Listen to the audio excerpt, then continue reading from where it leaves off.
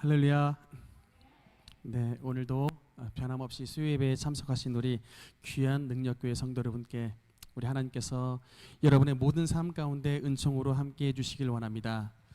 특별히 결실의 계절인 가을이고 우리 이제 이번 주일에 추수감사 주일 예배를 드리는데 여러분의 삶 가운데 우리 하나님께서 하나님의 귀중한 열매를 많이 맺는 복된 삶을 살기를 원합니다.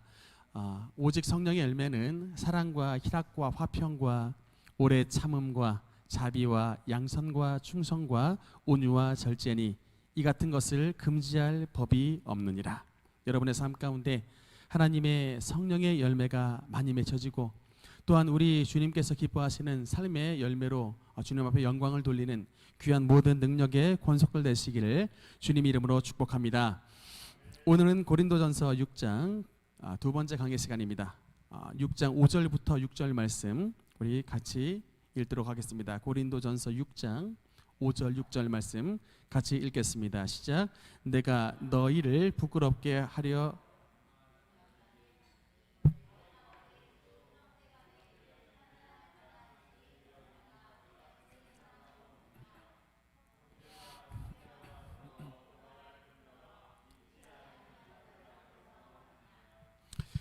아멘.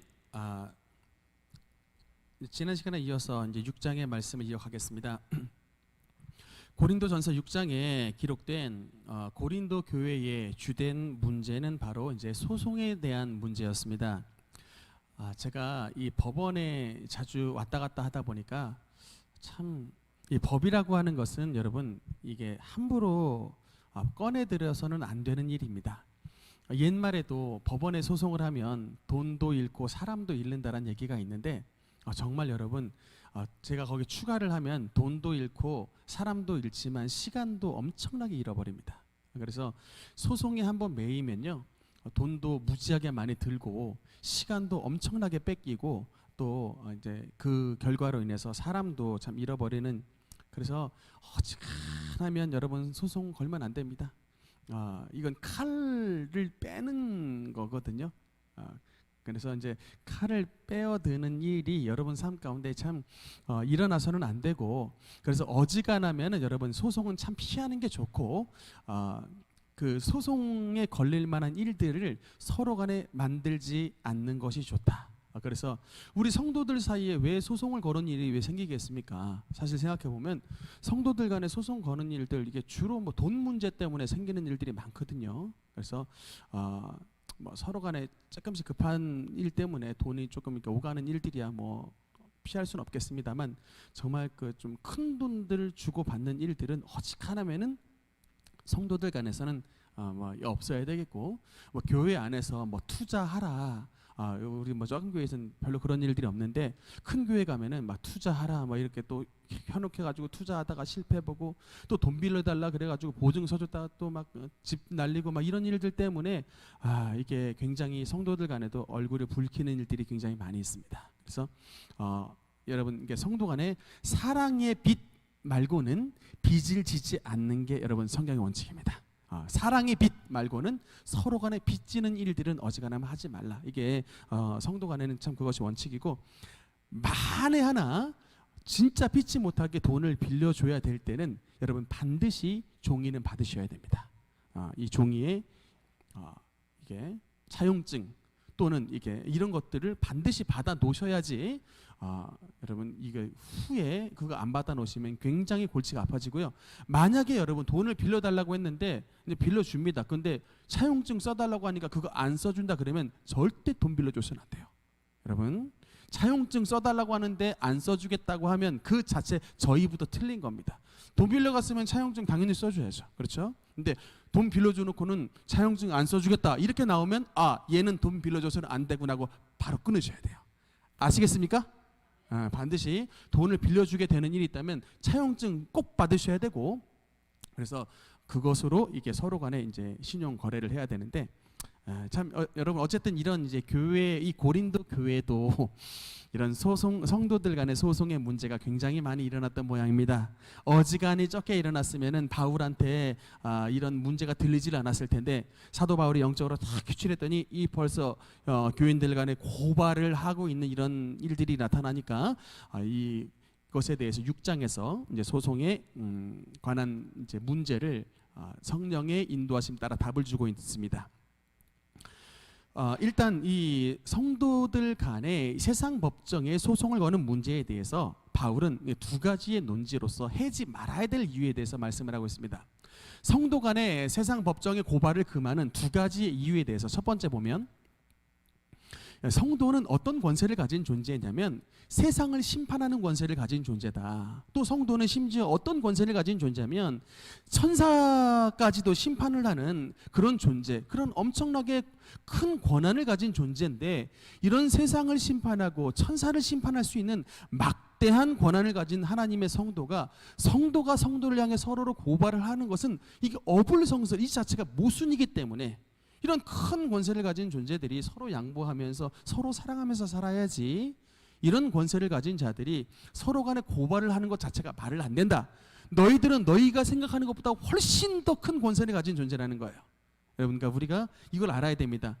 우리 성도님들이 사실 살아가면서 많은 우울증을 막 갖고 있고 심지어는 참 낙담하고 사는 사람이 많은데 이거는 우리의 아버지가 누군지를 몰라서 그러는 거예요. 여러분 LA에 가면 그 크리스탈 처치라고 있습니다. 그게 이제 수정교회 로버트 슐러 목사님이 이제 세우신 교회인데 교회가 전체가 이게 수정으로, 그러니까 유리로 만들었어요. 교회가 엄청나게 큰 게 그 이제 번영 신학의 이제 상징으로 되셨던 그런 이제 로버트 슐러 목사님이 만드신 교회인데 그 목사님이 그 교회를 만드실 때 그러니까 항상 하셨던 말이 있어요. 나이아가라 폭포에서 탁 이게 나이아가라 폭포가 막 쏟아지는 이 그 폭포에서 젊은 목사 로버트 슐러, 그때 젊은 목사인데 그 폭포를 가리키면서 This is my father's world. 이 내 아버지의 세상입니다. 그러니까 내 아버지의 작품이라는 거예요. 내 아버지께서 만드신 겁니다. 이 자부심을 가지고 목회를 시작하셨습니다. 전 참 이 너무 멋진 말인 것 같아요. 여러분, 우리의 아버지는 절대 약하신 분이 아닙니다. 여러분, 우리의 아버지는 정말 강하신 분이고 온 우주 만물의 주인이십니다. 저와 여러분은 그분의 아들과 딸이에요. 근데 왜 여러분 우리가 왜 이렇게 낙심하고 살고 있습니까? 우리의 아버지가 누군지를 몰라서 그런 거라니까요. 사탄이 우리의 그 에너미가 우리의 아버지가 누군지를 기억을 못하게 만드는 거예요. 여러분, 우리는 정말 이 천지 만물의 주관자 되시고 온 우주 만물의 주인 되시는 전능하신 분의 아들과 딸입니다. 여러분, 이 영적인 아이덴티티를 분명히 가지라고 여러분 로버트 슐러 목사님만 말한 게 아니라 사도 바울이 우리에게 말하고 있는 거예요. 너희는 세상을 심판하는 철저한 권세를 가진 존재다. 심지어 하나님의 종들인 천사까지도 심판할 수 있는 엄청난 막대한 권한을 가진 자들이 너희들이기 때문에 서로 간에 다투거나 소송 걸지 마라. 그러니까 그 자체가 우리가 하나님의 자녀인 것을 잊어버린 망각하는 태도라고 말하는 것입니다. 그다음 두 번째, 이 세상의 법정에 성도들 간에 고발을 하면 이 사도 바울이 뭐라고 말하냐면 성도와 교회 모두 너무나도 큰 상처를 입힌다라고 말씀을 하고 있습니다. 여러분, 최근에 우리 교단에 속해져 있는 데가 이제 대한예수교 장로회 이제 합동입니다. 합동교단인데 우리 합동총회가 난리가 났던 적이 있습니다. 여러분 혹시 아시는지 모르겠는데 이번에 우리 총회가 106회 총회입니다. 우리가 총회 역사가 100년이 넘어요. 106회 이제 총회가 열려가지고 총회 임원들을 뽑았는데 우리 이번에 이제 부총회장, 그러니까 총회는 부총회장이 굉장히 중요한 자리예요. 왜냐하면 부총회장 했던 사람이 다음번에는 무조건 총회장이 되기 때문에 부총회장 자리가 가장 이제 이게 제일 이제 각축이 벌어지는 장입니다. 근데 이번에 우리 그러니까 합동의 서울 북로회 소속인 예수인교회 민찬기 목사님이 이번에 부총회장 선거에 출마를 하셨어요. 근데 출마를 하셨는데 그 결과가 이제 그쪽에는 또 어디 교회 두 분에서 출마했습니다. 권 목사님이라고 두 분에서 출마하셨는데 결과가 어떻게 났냐면 727표 대 709표로 민 목사님이 18표 차로 졌습니다. 이번에 두 번째 출마를 하셨는데 여러분 이게 뭐 사실인지는 모르겠습니다만 총회에는 어떤 말이 도냐면 여러분 사당 오락이 뭐예요? 사당 오락이 뭡니까? 4시간 자면은 대학 붙고 5시간 자면은 대학 떨어진다. 이게 옛날에 우리가 썼던 사당 오락이란 말 아닙니까? 근데 여기에는 어떤 말이 통용이 되냐면 요사이 총회에 팔당칠락이라는 말이 통용이 된답니다. 팔당칠락. 그래서 이게 팔당칠락이 뭔가 했더니 8억 쓰면 붙고 7억 쓰면 떨어진다라는 말이 팔당칠락이래요. 그래서 솔직히 뭐 사실인지 모르겠습니다만 이 총회 부총회장 후보 나가려면 정말 최소한 8억 7억 정도는 써야지 나갈 수 있나 봐요. 왜 그렇게 돈이 드는지는 모르겠습니다만 어쨌든 근데 그게 진짜 완전히 거짓말은 아닌 것 같아요. 제가 보기에는. 근데 어쨌든 많이 돈이 드는데 그래서 거기에 굉장히 많은 물질도 들어가고 사람도 막 동원되는데 결국엔 727표 대 709표 차 18표 차로 졌습니다. 근데 문제는 전체 그 선거인단이 그 표를 합산하니까 1430 몇 표인데 전체 선거인단의 수를 합치니까 1300명밖에 안 되는 거예요. 실제 선거 그러면 여러분 선거인단의 수와 선거표의 수가 정확하게 맞춰야 되는데 선거인단의 수와 선거표가 차이가 이렇게 거의 200표가량 차이가 나버렸습니다. 그러니까 그럼 이 명부가 분명히 틀려가지고 이게 도대체 어떻게 된 일이냐 선거표를 재검표해 주십시오라고 이제 요구를 했는데 재검표가 요구를 안 하고 그냥 이게 거부를 해버렸습니다. 얼마나 그러니까 떨어졌던 입장에서 보면은 얼마나 이제 가슴이 아프겠어요. 그래가지고 서울중앙지법에 그 이제 선거 무효 소송 가처분 신청을 냈습니다. 근데 여러분 진짜 이 소송을 냈을 때 대부분의 법조인들이 어떻게 판단했냐면 우리 총회 106회 역사상 처음으로 법원의 직무정지 가처분 신청이 떨어질 것 같다고 예상을 했어요. 제가 그래서 그 소식을 접한 다음 조만간 우리 총회 9시 뉴스에 대거를 뜨겠구나. 내가 참 가슴을 졸이면서 내가 진짜 기다렸는데 다행히 이번에 그 민 목사님께서 고발을 취하하셨더라고요. 최근 한 며칠 전에 취하를 하셨습니다. 취하를 한 건 딴 게 아니에요. 사실은 취하하면 여기 진짜 이번에 임원들 뭐 난리가 아마 나가지고 부정선거 때문에 아마 진짜 몇 날 며칠 9시 뉴스에 대서특필 됐을 텐데 이것 때문에 참으셨습니다. 분명히 부정선거 났던 것 같으나 내가 만약에 진짜 고발해가지고 직무정지되면 한국교회 전체가 다 그 부담을 느끼게 되고 또 그로 말미암아 또 이 예수쟁이들 또 욕 무지하게 또 먹게 되면서 결국 교회 전체의 전도의 문을 막게 되고 참 이 도미노 현상이 한국교회 굉장히 나쁘게 날 거가 뻔하기 때문에 그럼에도 불구하고 억울하지만 그냥 소송을 취하를 해서 최근에 지금 우리 총회장님이 그 세해된 교회 소광성 목사님이시거든요. 90도 인사하셨더라고요. 민정규 목사님께 90도 인사하는 사진이 나왔습니다. 90도. 감사합니다. 참아주셔서 감사합니다. 그래서 이 정도 선에서 잘 마무리가 됐습니다. 만약에 이제 고발을 끝까지 진행했으면 여러분 이제 이 피해를 누가 다 보는 거예요? 우리 모든 이제 한국교회 전체 공동체가 다 피해 봅니다. 이거 봐. 개독교. 이제 부정선거 해서 전체에 다. 그러면 이제 작은 피레미 교회들은 정말 이제 더 코로나 시국인데다가 더 힘들어지는 거예요. 이제 가뜩이나 교회 욕하고 싶은 사람이 많은데 이것 봐라. 교회 가지 마라. 그부터는 집안에 막 싸움 나고 난리가 나게 되는데 다행히 잘 마무리가 돼서 참 이게 그래서 저는 적어도 민 목사님은 고린도전서 6장에 있는 고발 이것에 대한 설교는 하실 이 자격이 되신다. 저는 참 박수를 보내드리고 싶어요. 많이 참 손해 보셨을 텐데 어떻게든 참으셨다. 그래서 참 이게 여러분 그 다음 장면 보면요. PPT. 예, 이게 6장 7절에 한번 같이 읽어보겠습니다. 시작. 너희가 피차 고발함으로 너희 가운데 이미 뚜렷한 허물이 있나니 차라리 불의를 당하는 것이 낫지 아니하며 차라리 속는 것이 낫지 아니하냐. 바울은 우리에게 고발함으로 너희에게 피차 뚜렷한 허물이 있나니 차라리 불의를 당하라. 차라리 속아라. 이렇게 말하는데 여러분 여기에 보면은 이 속다라는 게 원어가 뭐냐면 아포스테레이스테라고 써 있는데 이게 뭐냐면 강도를 만나 빼앗기다 합니다. 차라리 강도 만나 빼앗기는 이런 탈취를 당할 망정 고발하지 말아라 라고 써 있어요. 그러니까 여러분 이게 빨간색으로 써는 허물이라는 단어가 뭐냐면 이게 다음 장면에 이게 뭐냐면 헤테마라는 단어인데 이게 헬라 원어인데 이게 여러분 이게 패배라는 단어예요. 실패.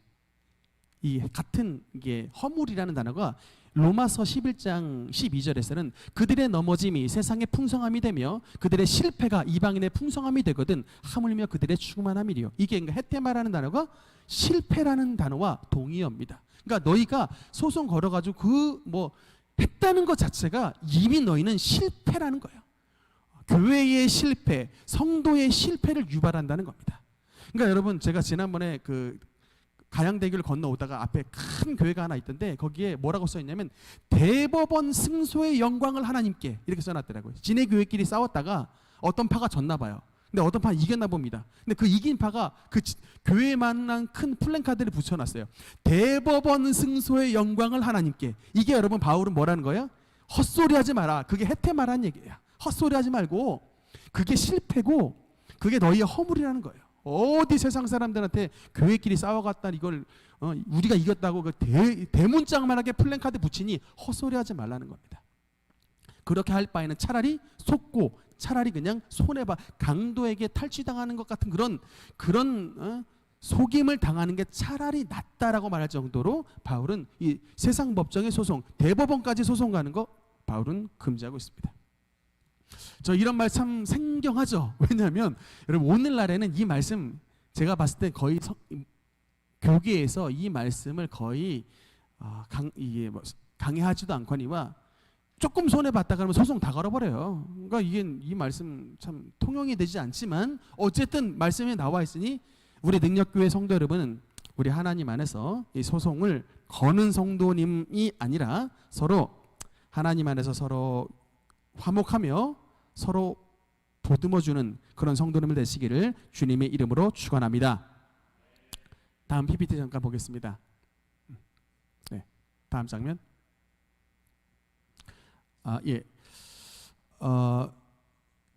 그 전에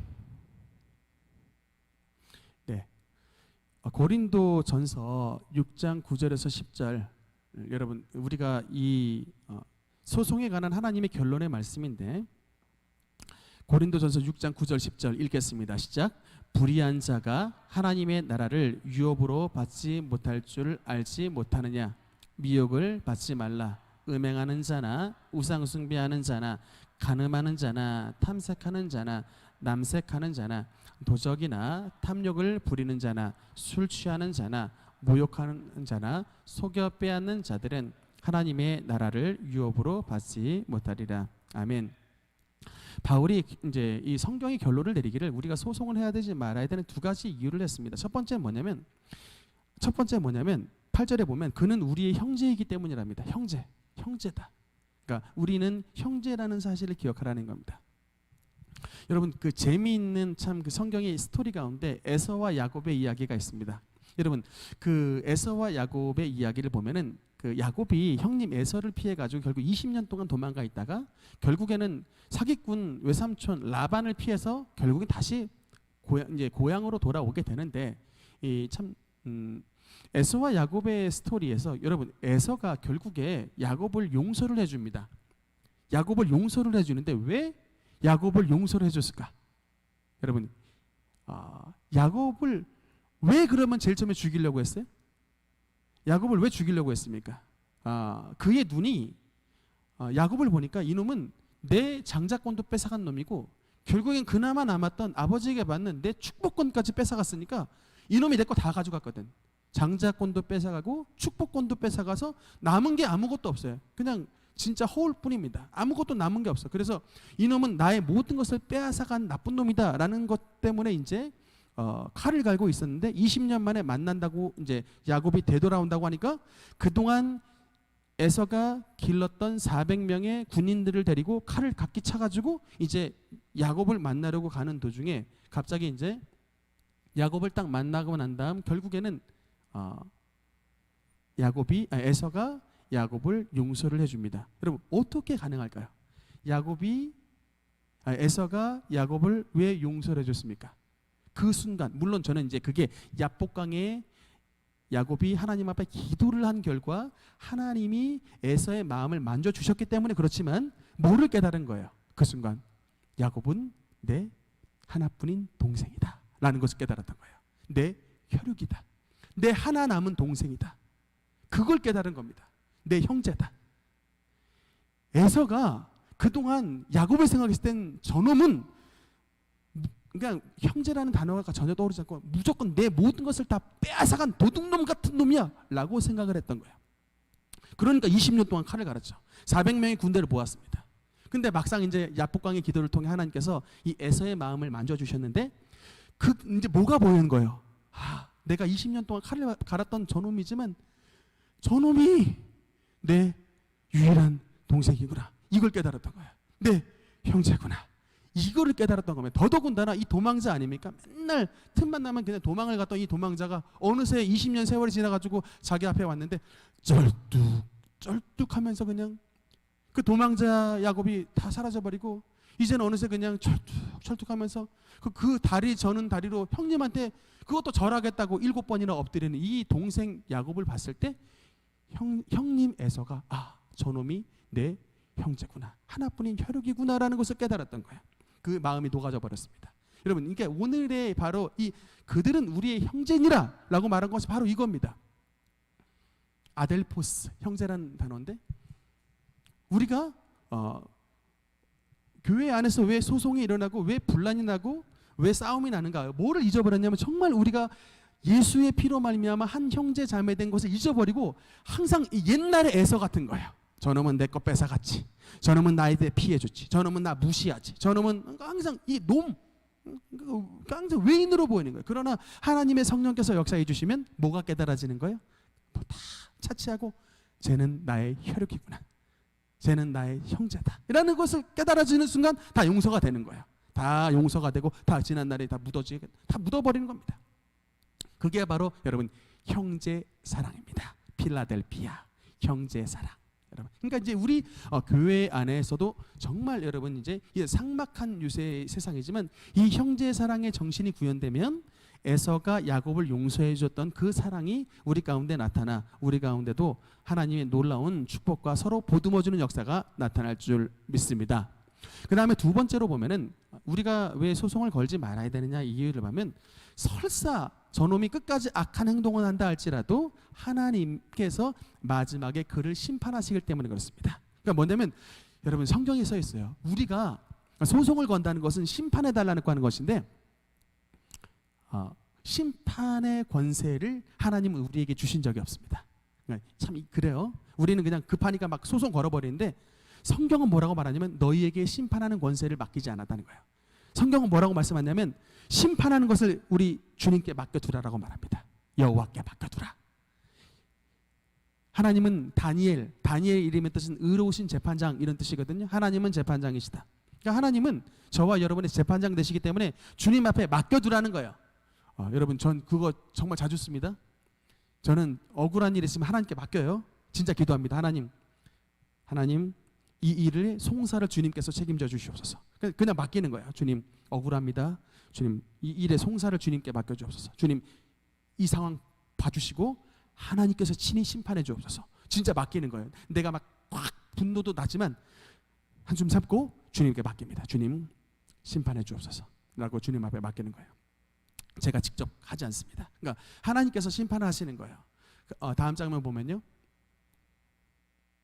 네, 그다음 여러분 이제 성경에 보면은 오늘 그 고린도전서 6장 그 9절에 보면은 하나님께서 말씀하시는 10가지의 죄목이 있습니다. 근데 여러분 이게 참 우리가 너무 요새 죄가 좀 식상한데 성경에서 뭐라고 나와 있냐면 하나님의 나라를 유업으로 받지 못할 죄라고 나와 있습니다. 그러니까 여러분 이게 무슨 말이냐면 조금 이건 고상하게 표현이 돼 있죠. 하나님의 나라를 유업으로 받지 못할 죄. 그럼 여러분 이게 무슨 말이에요? 하나님의 나라에 못 들어갈 죄. 그럼 여러분 이게 무슨 말입니까? 천국에 못 들어갈 죄. 그럼 여러분 이게 무슨 말입니까? 지옥에 갈 죄. 근데 이렇게 여러분 이거를 이제 이렇게 해석을 해야 되는 거예요. 하나님의 나라를 유업으로 받지 못한다라고 하니까 그냥 뭐 유업 안 받으면 되지. 그게 아니고 하나님의 나라에 못 들어가는 죄. 달리 말하면 하나님의 나라에 못 들어가면 우리가 어디를 가는 겁니까? 이게 마귀의 나라, 지옥에 갈 죄라고 이제 여러분 이렇게 좀 조금 세게 번역을 하셔도 됩니다. 10가지가 나옵니다. 첫 번째 음행 써 있습니다. 이게 이제 영어도 원어로 같이 써놨어요. 성적인 죄, 그러니까 가장 포괄적인 죄들입니다. 음행. 그러니까 두 번째 뭔가 특히 1번부터 5번까지는 여러분 이게 성적인 범죄인데 여기에 왜 우상 숭배가 들어갔는가 좀 궁금하시죠? 여러분 왜냐하면 옛날에 모든 특히 성적 범죄가 일어나는 센터가 어디냐면 우상의 신전들입니다. 여러분 모든 우상의 신전들에서 이런 성적인 범죄들이 일어났어요. 그러니까 쉽게 말하면 왜 사람들이 우상 숭배에 그렇게 쉽게 빠졌냐면 그 우상의 신전 속에 막 창기들이 있어가지고 다 막 유혹을 하니까 그 유혹에 약했던 수많은 사람들이 거기에 다 넘어가는 거예요. 그래서 그 신전 그 우상 숭배를 하는 가운데 신전에 있는 창녀들과 관계를 가지는 이런 게 옛날에 고대의 우상 숭배들이었기 때문에 여기 두 번째 범죄가 우상 숭배의 죄가 들어가 있습니다. 세 번째 간음이죠. 배우자 이외에 다른 이와 통간하는 것이 간음이고, 네 번째 여러분 탐색인데 여러분 이게 좀 effeminate라고 써 있습니다. 여러분 이게 제가 도대체 effeminate가 뭔가를 봤더니 탐색이라고 써 있는 단어가 여러분 이게 4번과 5번이 5번 남색 써 있는데 여러분 4번 5번이 다 동성애에 관한 용어입니다. 근데 제가 그 여만섭 원장님의 요새 우리 그 반동성애 운동을 하시는 여만섭 수도병원의 여만섭 원장님의 강의를 굉장히 자주 듣는데 이분이 정말 우리나라 동성애를 막기 위해 투사로 지금 활동을 하고 있습니다. 얼마나 지금 이 뿌리가 이게 막 깊이 내리고 있는지 놀라울 지경인데 여기 지금 effeminate 탐색이라는 단어 보니까 이게 그 여만섭 원장님께서 하셨던 말이 생각이 나는데 요새 애들이 중고등학생들이 이 동성애 일 가운데 이게 여자의 역할하는 게 있는데 거기에 알바를 뛴대요. 그러니까 이게 용돈벌이를 하려고 얼마 주면은 그냥 이 여자의 역할을 하는 그런 알바를 한다고 합니다. 남자가 남자 간의 관계가 있는데 거기 중에 여자의 역할을 하는 그게 여러분 말했던 effeminate 여성화되다. 그러니까 제가 깜짝 놀랐습니다. 이게 성경에도 정말 정확하게 짚고 있구나. 탐색 이게 동성애 가운데 여자 역할을 하는 게 탐색이에요. effeminate입니다. 여성화되다 합니다. 그 다음에 다섯 번째 남색은 이제 동성애 가운데 남자 역할을 하는 겁니다. Men who practice homosexuality. 그러니까 남자 역할을 하는 이런 그 동성애자. 그러니까 이게 두 가지가 다 써 있는 거예요. 남자의 역할을 하든 여자의 역할을 하든 다 하나님 옆에 10가지 죄목 가운데 다 들어 있습니다. 제가 옛날에 경희대 다닐 때 얼마나 그 총학생 애들이 멍청한 애들인지 성경에 동성애라는 단어가 안 써 있대요. 그래서 니들이 성경에 동성애라는 단어가 한글만 안 써 있지. 이 원어로 보면은 원어 필요 없고 영어로만 봐도 엄청나게 많은 단어들이 동성애랑 관련된 단어들이 나오는데 성경도 진짜 발가락으로 봐도 니들보다는 잘 보겠다. 무식해가지고 성경에 동성애라는 단어가 없으니까 이런 거 차별하면 안 된다고 이런 말하고 있더라고요. 그래서 참 이게 어떻게 대학 들어왔니? 내가 진짜 물어보고 싶었는데 성경에 여러분 동성애하지 말라는 구절 수두룩하게 나옵니다. 절대로. 근데 제가 지난번에도 말씀을 드렸습니다만 그러니까 뭐 동성애만이 아니라 세상에 있는 모든 성적인 범죄가 다 죄인데 문제는 우리가 회개합니다. 그러면 받아준다니까요. 돌이키겠습니다. 죄 벗어나겠습니다. 하나님 이거 정말 벗기도록 도와주세요라고 하면 당연히 교회에서 받아줘야죠. 근데 문제는 자기네들이 있는 그대로 인정해달래요. 이거는 터치하지 말고 우리대로 봐주고 우리를 있는 대로 사랑해 주시는 예수님의 정신으로 우리 사랑해 주세요. 이게 차별금지법이에요. 우리 터치하지 마. 우리 차별하지 마. 우리 차별하면 니들 벌 받아? 이렇게 나오는 게 이게 차별금지법입니다. 여러분 이게 진짜 그러니까 그러면 얘들이 그냥 가만히 있겠냐고요. 계속 선량한 사람들 다 건지면서 건드리면서 이게 다 독버섯처럼 이게 다 누룩처럼 번져돼서 결국엔 세상의 소돔성처럼 된다고요. 그래서 하나님은 분명히 천국을 유업으로 받지 못할 죄에 대한 10가지에서 언급을 4번 5번에 대해서 분명히 말씀하고 있다. 그 다음에 근데 이제 성적 범죄 이외에 이제 다른 죄들입니다. 6번 도적 이제. 근데 여러분 이게 원어로 보면 크래프타이라 써 있는데 이게 어떤 단어냐면 좀도둑이에요. 좀도둑. 그러니까 뭐 대도 조세형 뭐 이게 아니고 여러분 이게 6번은 크래프타입니다. 그러니까 하나님 앞에 우리가 쬐끔한 거 이렇게 좀도둑질해도 하나님은 그 천국을 유업으로 받지 못할 죄들의 이름이 들어가 있다. 여러분 참 이게 주의하셔야 돼요. 왜냐하면 제가 군에 있을 때 우리 군대 고참들이 이야기라는 것을 이렇게 근무 나가면 듣는데 얘들이 어떤 얘기를 주로 많이 하냐면 옛날에 알바 뛰었을 때 오락실에서 어떻게 하면 주인장 돈들 빼내는 이런 스킬들 공유하고 있더라고요. 야 이렇게 하면은 이렇게 하면 알바하지만 내가 그 알바하는 가운데서 이렇게 하면 도둑질 주인 돈 좀 빼올 수 있어. 이것을 서로 스킬을 공유하더라고요. 요새 편의점 알바하는 애들 몰래 주인 그 계산된 거 페이 말고 몰래 돈 훔쳐가는 애들 엄청나게 많습니다. 이런 모든 좀도둑질들 쇼핑하다가 슬쩍 해가지고 넣는 것들 지나가다 문방구 지나가다 슬쩍 넣는 것들 여러분 다 이게 다 좀도둑입니다. 그러니까 성경은 뭐라고 말해요? 이런 크래프타이도 하나님 앞에 죄가 되기 때문에 다 회개해야 되는 죄라고 말씀하고 있습니다. 7번째 탐욕 커비터스죠. 이거는 뭐 쉽게 말하면 자기 걸로 만족 못하는 거예요. 꼭 옆에 사람, 꼭 이웃에 있는 거 뺏어와 내 걸로 만들어야 직성이 풀리는 이런 탐심들 이게 바로 커비터스입니다. 그래서 이런 남의 것 빼앗는 것들도 하나님의 나라에 들어가지 못하는 죄에 해당되고 8번째 술 취함. 여러분 뭐 드렁컬드 써 있는데 뭐 술고래입니다. 술고래. 뭐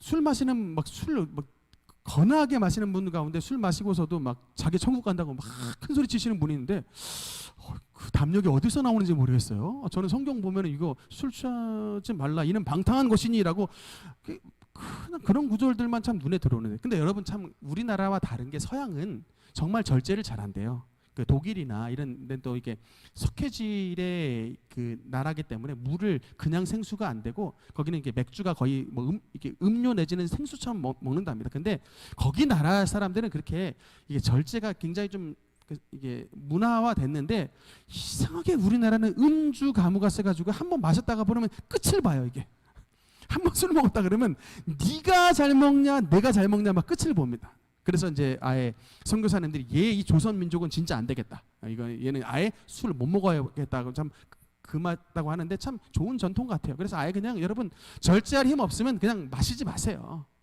아예 안 마시고 안 마시는 게 너무나 좋다.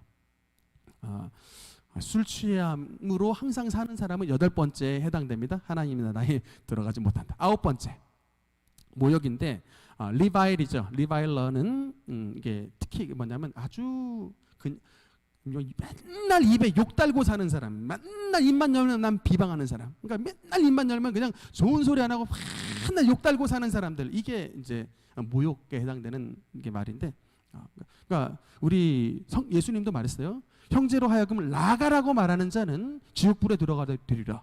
산상수훈에 말씀했습니다. 라가 이 멍청이. 우리 좀 약간 가장 비슷한 단어가 빠가야로 같아요. 멍청이요. 입만 열면 그냥 이제 진짜 막 화나가지고 막 맨날 모욕하는 이런 습관을 가지고 있으면 하나님의 나라를 유업으로 받지 못한다. 그다음 10번째 마지막 이게 보니까 속여 빼앗는 그러니까 강탈, 사기치는 겁니다. 여러분 이 단어, 이 속여 빼앗다라는 단어가 어디에 쓰인 단어냐면 삭개오에 쓰였던 거예요.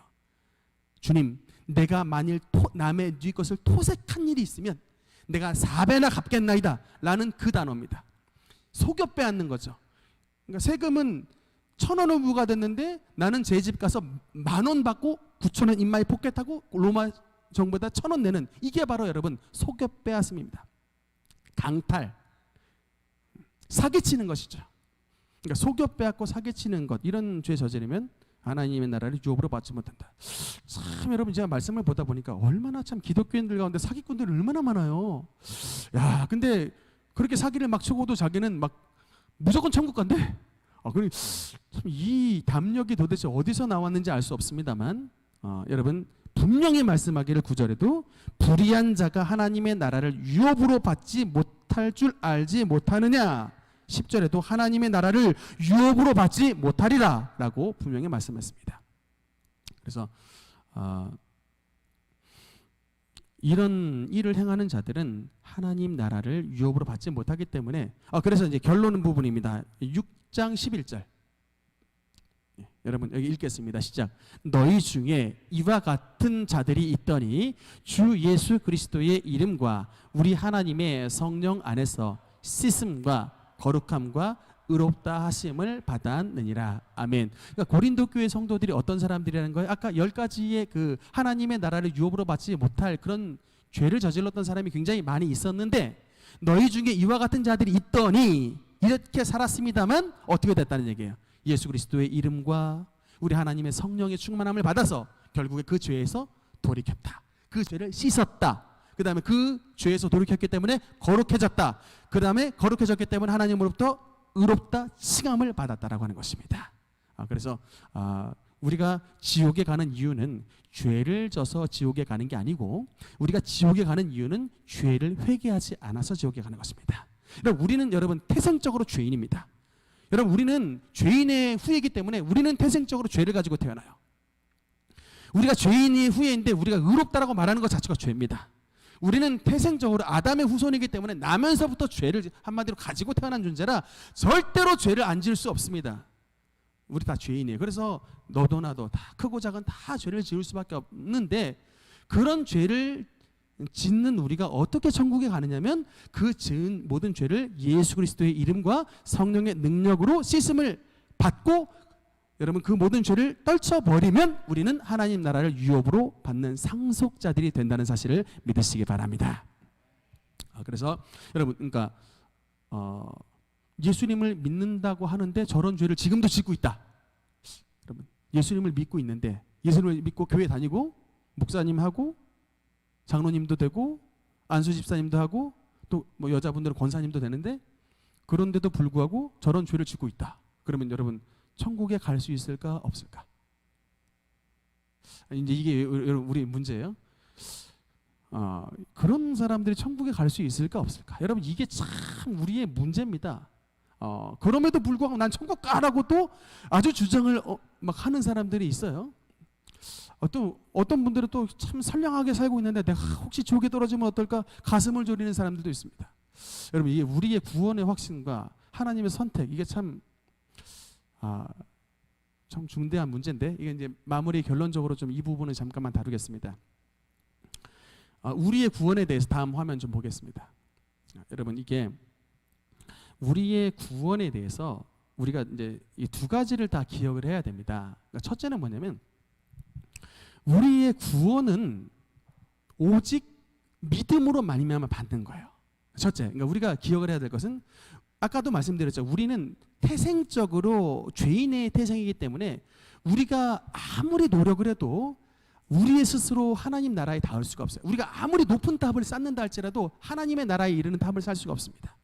여러분, 그게 우리의 노력으로 하늘에 도달할 자가 없는 거예요. 그러니까 오직 그래서 하나님께서 구원의 방편을 주셨는데 그게 바로 믿음입니다.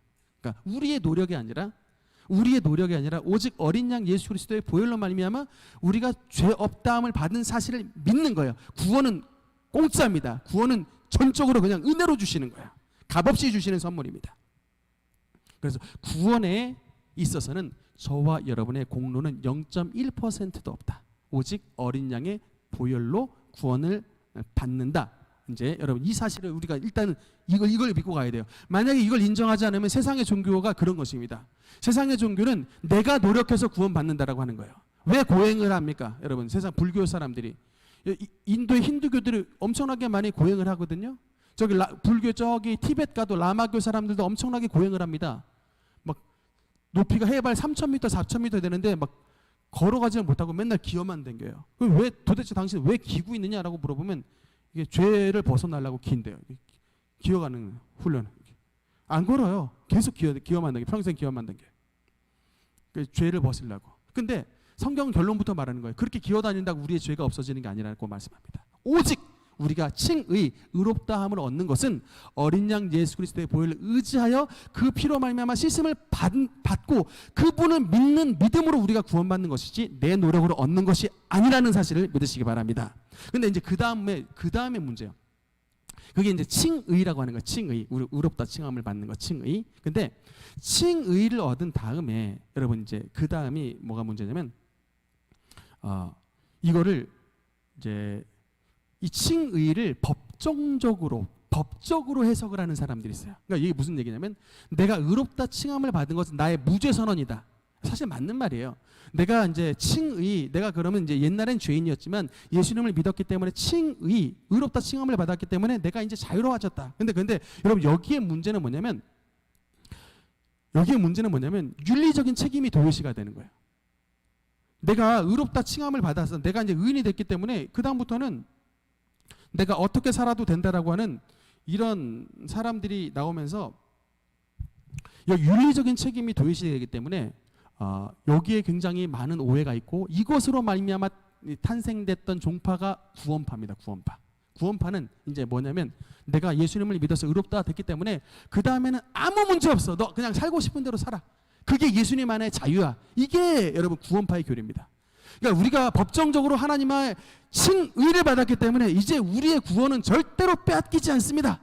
우리의 구원은 절대로 잃어버리지 않습니다. 여러분 이 순간부터 주님 안에서 자유함을 얻으세요라고 가르치는 게 이제 구원파의 교리예요. 근데 여러분 이 부분을 바로 잡으려고 나왔던 말씀이 뭐냐면 야고보서입니다. 야고보서 2장 17절 18절 읽겠습니다. 시작. 이와 같이 행함이 없는 믿음은 그 자체가 죽은 것이라. 어떤 사람은 말하기를 너는 믿음이 있고 나는 행함이 있으니 행함이 없는 내 믿음을 내게 보이라. 나는 행함으로 내 믿음을 내게 보이리라 아리라. 아멘. 여러분 그러니까 쉽게 말하면 바로 이것입니다. 그러니까 여기에서 좀 행위랑 행함이라는 단어를 조금 사실 같은 의미인데 좀 다른 언어로 쓰면 좋을 것 같습니다. 그러니까 뭐냐면 구원은 행위로 얻어지는 게 아니라 다음 화면에 있어요. 구원은 행위로 얻어지는 것이 아니라 오직 믿음으로 얻어진다. 다시 구원은 행위로 얻어지는 것이 아니라 오직 믿음으로 얻어진다. 그러나 진짜 구원받을 만한 진실한 믿음은 뭐를 동반한다는 거예요? 행함을 동반한다는 겁니다. 여러분 이 말씀의 차이를 알겠습니까? 다시 구원은 우리의 행위로 말미암아 얻어지는 게 아니고 오직 예수 그리스도를 진짜 믿는 믿음으로 얻어지는 거예요. 그런데 진짜 그 사람이 정말 진실한 믿음을 가지고 있는 건 뭘로 증명이 되냐면 그의 행함을 통해 증명이 되는 거예요. 여러분 이 말씀은 무슨 말씀인지 알겠습니까? 바로 야고보 사도는 네가 진짜 구원받을 만한 진실한 믿음을 가지고 있으면 그 믿음이 행동으로 나타난다는 거예요.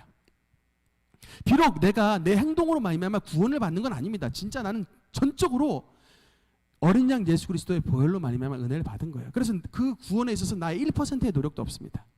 그러나 진짜 그러니까 쉽게 말하면 이겁니다. 여러분 11조 내가 11조를 많이 낸다고 해서 구원을 받는 게 아니에요.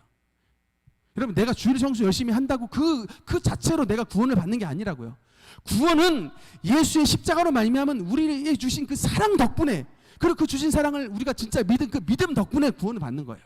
근데 내가 진짜 예수님을 믿는 믿음을 가지고 있으면 진짜 믿음을 가지고 있는 사람은 주일 성수하고 진짜 믿음을 가진 사람은 11조를 주님 앞에 드린다라고 하는 것입니다.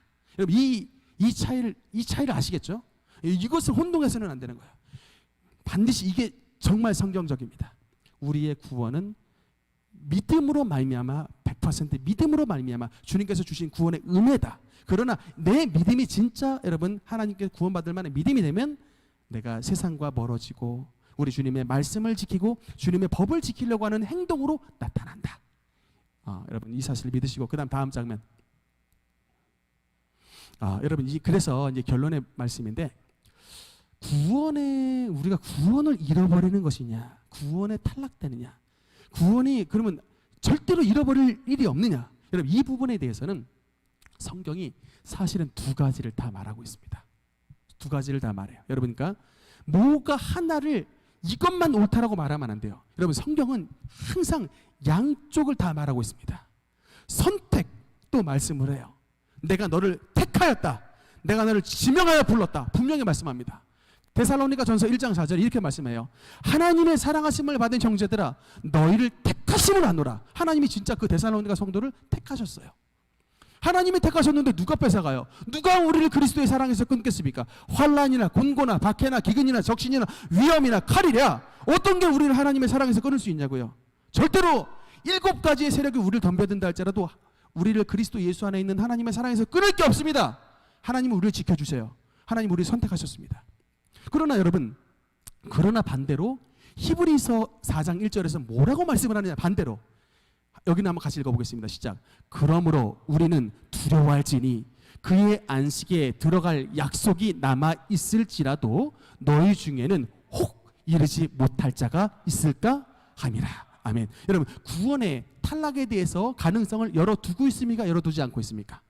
열어두고 있는 겁니다. 혹, maybe, probably, 혹시 너희 가운데 이르지 못할 자가 있을까 함이라. 여러분, 이걸 우리가 어떻게 해석해야 할까요? 이 두 부분에 대해서 말씀하시는 이것을 우리가 어떻게 해석을 해야 될까요? 여러분과 뭐냐면 바로 이것입니다. 우리가 하나님 안에 있는 예수님을 철저하게 잘 믿고 하나님 안에 있으면 여러분 절대로 저와 여러분의 택하심이 취소될 리가 없습니다. 여러분, 우리는 영원한 하나님 나라의 열차 타고 주님께서 우리를 천국으로 견인해 가세요. 근데 여러분, 이 히브리서 4장 1절에 나온 얘기는 혹, 이거는 뭐냐면 여기에는 특히 뭐가 들어있냐면 이 부분은 자기 의지가 담겨 있는 거예요.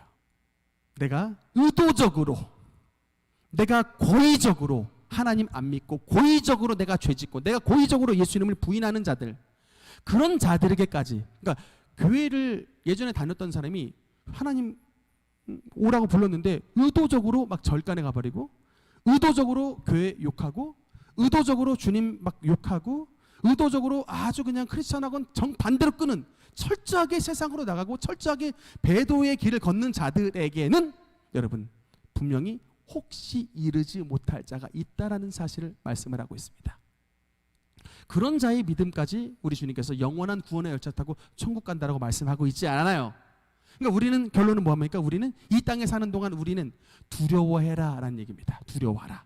그러니까 이거는 뭐 세상을 앞에 위축되라 이런 얘기가 아니고 너희의 심령이 하나님의 말씀이 아니라 세상의 죄와 이런 세상의 고의적인 이런 죄로 물들지 않을까 항상 자기 자신을 점검을 하라는 얘기예요.